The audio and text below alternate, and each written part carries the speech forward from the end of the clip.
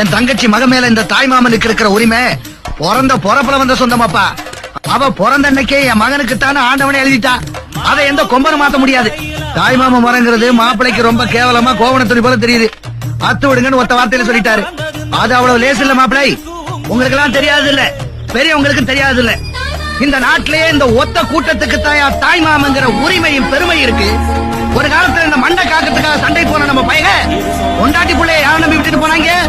அவன் அண்ணன் நம்பி விட்டுட்டு போகல, அவன் தம்பியை நம்பி விட்டுட்டு போகல, ஏன் பெத்த அப்பனை நம்பி கூட விட்டுட்டு போகல. அவன் பிறந்த வீட்டுல அவங்க அண்ணன் நம்பி விட்டுட்டு போனான்.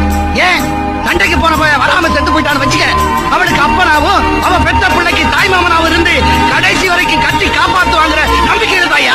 அதே தங்கச்சிக்கு ஒரு புள்ள பிறந்தா முதச்சேனையா சீனிப்பால் தொட்டு வச்சு பத்திய போக்குறவன் தாயா இந்த தாய் மாமன்.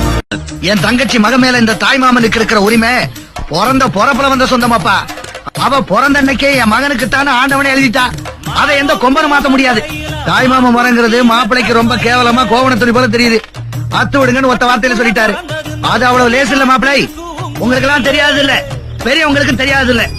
இந்த நாட்டிலேயே இந்த ஒத்த கூட்டத்துக்கு தாய் மாமங்கிற உரிமையும் பெருமை இருக்கு. ஒரு காலத்துல இந்த மண்டை காக்கிறதுக்காக சண்டை போன நம்ம பையன் கொண்டாட்டி பிள்ளைய யாரை நம்பி விட்டுட்டு போனாங்க?